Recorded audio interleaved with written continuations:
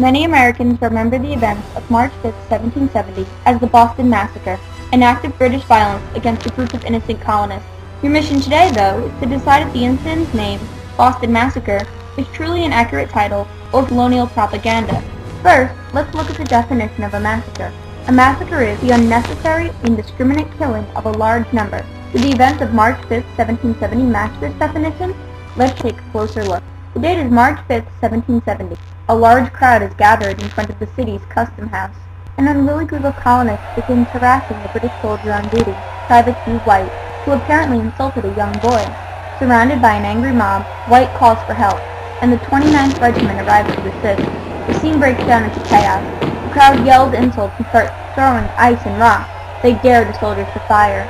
Despite the harassment, the regiment's leader, Captain Thomas Preston, yells at his men to hold. Adding to the commotion, the local fire bells are ringing. Some people yell out, asking where the fire is. In the midst of all this confusion and noise, the soldiers fire into the crowd. 9 colonists fall. The first pronounced dead is Crispus Attucks. As the colonists assess the damage, 2 other men are found dead, and within the coming days, 2 more would die of wounds, leaving the total death count at 5.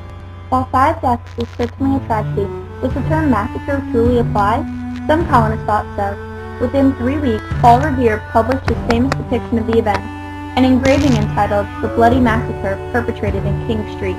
Revere created an excellent advertisement for the Patriots' cause and gave a name to the events of March 5th. But was his image fact or fiction?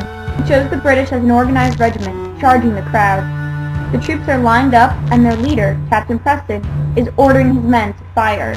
As you know by now, Preston never gave that order, and the soldiers were more a confused cluster than an organized firing squad. Revere's setting is also misleading. The incident did not occur in the clarity of daylight, but at night, where darkness only added to the mob's confusion. With Revere's image discounted, we must look elsewhere for evidence that the so-called massacre occurred. Perhaps the best place to stop is at the trial of Captain Preston and 8 of his men. John Adams, who later became our second president, helped defend the British soldiers. Adams pointed out that personal opinions could not override facts. Among the facts put into evidence at the trial was a diagram Paul Revere himself drew.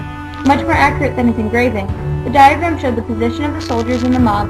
The jury also reviewed eyewitness testimony, including a statement made by Preston. Adams argued that if the soldiers fired, they had acted in self-defense.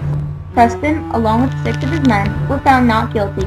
The remaining 2 soldiers were found guilty because there was proof they had fired into the civilian crowd.